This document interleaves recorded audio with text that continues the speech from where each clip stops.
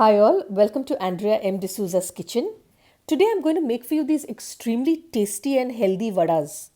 Now I'm going to be making these vadas out of the green peas which are available in plenty in the market these days, and also out of wheat or atta. The speciality about these vadas is that it is going to be steamed and we are going to use very less of oil. Generally, I'm a big fan of fried food, so I don't make steamed food too often. But this time I have to share it with you because it has turned out absolutely amazing, so I hope you try it out too. But before I go on with the recipe, just a few reminders. Don't forget to like my video and to subscribe to my YouTube channel, and also to watch my other videos and like them. And don't forget to share it with your family as well as your friends. I also have another two YouTube channels, that is Andrea M. D'Souza, the English teacher, and Sleep Stories with Andrea M. D'Souza. So do visit those channels too and do subscribe and like the videos. Okay, now let's get on with the recipe. I have first taken around 3 and a quarter katoris of fresh matar or green peas that are available in the market. And I have soaked this for around 10 minutes in hot water.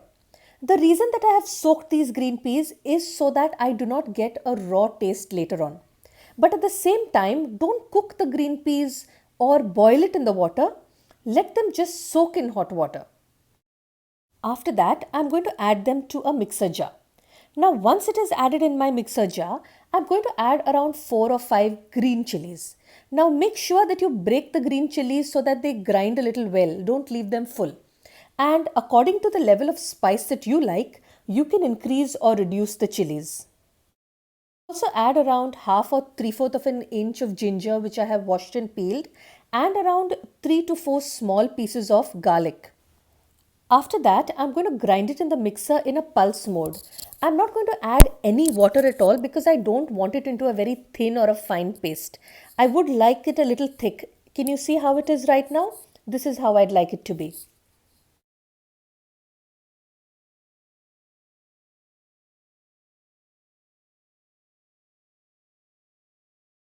After that, I'll remove it into a tat or a plate. To that, I'll add salt to taste, around 3/4 of a teaspoon or more depending on how much you like it. Around half a teaspoon of haldi powder, quarter of a teaspoon of hing powder, around half a teaspoon of ajwain seeds, and around 2 teaspoon of til seeds. Now I love til, so I add a lot of it, but if you want to add a little less, that's up to you. I will also add half a katori of rava, 1 katori of besan, and around 3 katoris of atta or wheat flour.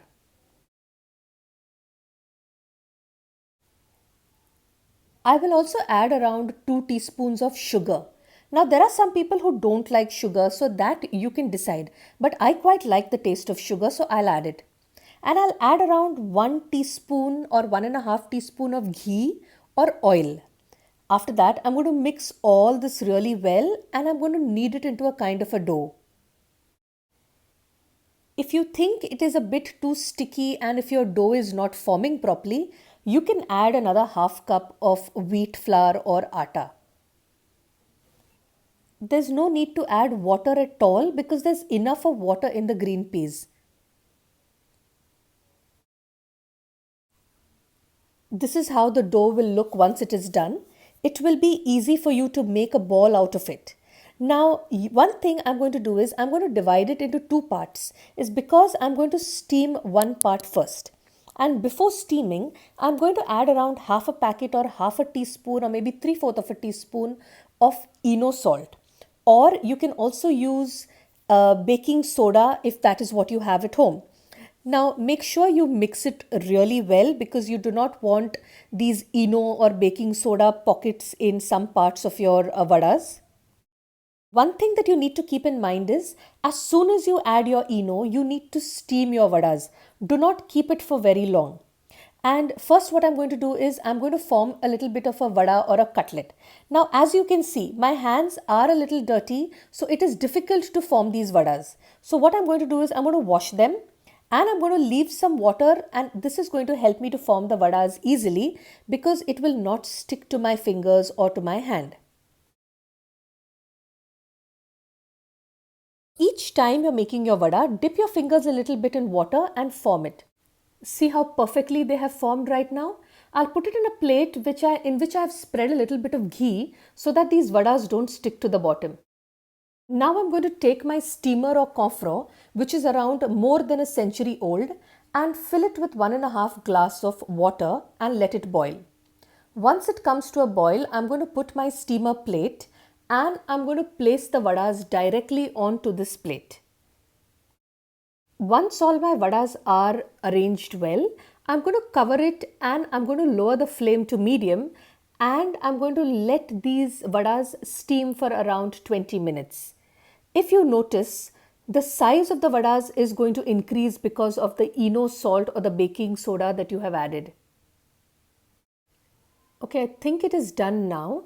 So I'm going to start removing them onto a plate and I'm going to let them cool. Can you see them cooked on both sides? Okay, these tongs are too difficult, so I think the hands work faster. Okay, that's the last one. So now I'm going to put my second batch which I have formed, in which again I added another half teaspoon of Eno to my dough and I formed them into these vadas. Okay, cover it and keep it aside too. Now for the first batch of vadas that I have removed, I'm going to let it cool for 2 minutes. Then I'm going to take boiled water and I'm going to put them on each vada.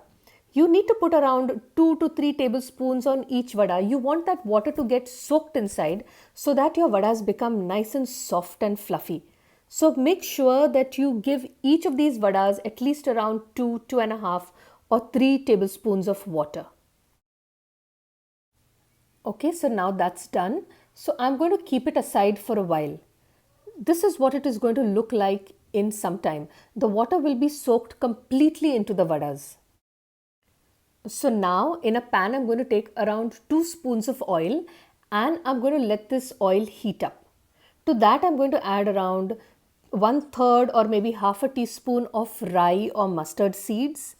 And I'm going to also add around 2 pinches of hing. And yes, of course, my favorite til, so I'll add around 1 teaspoon of til and I'm going to let it splutter.